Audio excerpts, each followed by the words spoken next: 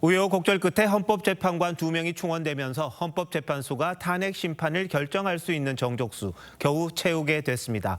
앞으로 심리해야 할 탄핵 사건이 많은데요. 문제는 없을지 김주영 기자와 따져보겠습니다. 김 기자, 지금 헌법재판소에서 탄핵 심판이 몇 개나 지금 걸려 있습니까? 현재 헌법재판소가 심판해야 하는 탄핵 사건은 총 10건입니다. 지난달에만 윤석열 대통령과 한덕수 국무총리를 비롯해서 8명의 탄핵안이 헌법재판소에 접수됐습니다. 1988년 헌법재판소가 생긴 이후 2023년까지 헌재가 심판한 탄핵안은 7건에 불과했는데 올해만 10건을 처리해야 되는 상황입니다. 여기에 최재해 감사원장과 이창수 중앙지검장이 탄핵 판결까지 직무를 그대로 하게 해달라고 낸 가처분 신청과 국민의힘이 한덕수 총리 탄핵 가결 정족수와 관련해서 권한쟁의를 낸 것도 헌재가 결론을 내려야 되는 상황입니다. 네, 무척 많은 탄핵 심판이 걸려 있는데요. 그렇다면 이게 언제쯤 결론이 날 수 있습니까? 네, 헌법재판소는 윤 대통령과 한 총리, 감사원장과 검사 3인 등에 대해선 변론 준비 절차에 이미 들어갔습니다. 일단 헌법재판소는 윤석열 대통령의 탄핵 심판을 최우선으로 한다는 방침인데요. 헌법재판관 2명이 4월에 임기 만료를 앞두고 있기 때문에 헌재가 4월 전에는 대통령에 대한 결정을 내릴 거란 관측이 나오고요. 국무총리를 비롯해 다른 사람들에 대한 판단은 대통령 탄핵 여부가 결정된 후에야 나올 가능성이 큽니다.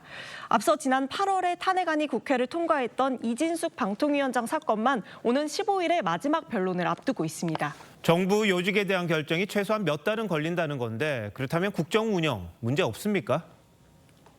권한대행 체제에서 현재 공무원들 인사부터 얼어붙은 상태입니다.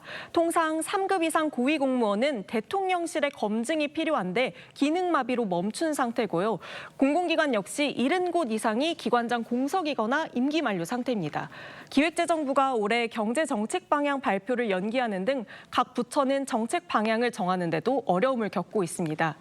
문영배 헌법재판소장 권한대행도 이런 우려를 의식한 듯 오늘 신년사에서 헌법재판 지연으로 우려가 큰 것을 알고 있다며 가진 모든 역량을 투입하겠다고 밝혔습니다. 자, 그럼 대통령에 대한 탄핵안이 기각이 되든 인용이 되든 나머지 관료들이나 고위공직자에 대한 탄핵은 빨리 결정이 될 수 있습니까? 4월 전에 모두 결정이 안 나면 난항이 예상됩니다. 4월에 임기가 끝나는 문형배 이미선 헌법재판관은 대통령 지명 인사로 권한대행이 후임 임명을 할 수 없습니다. 그러면 헌재는 또 6인 체제가 되어서 결정이 어려워집니다. 탄핵 소추된 공직자들은 결정이 날 때까지 사직도 할 수 없어서 기다려야만 합니다. 탄핵소추 의결서가 헌법재판소에 되면은 임명권자는 사직서를 수리할 수 없고 해임도 못하게 돼 있습니다. 그래서 헌법재판소에서 판단이 날 때까지는 그냥 공석인 거예요. 직무대행체제로 가야 됩니다.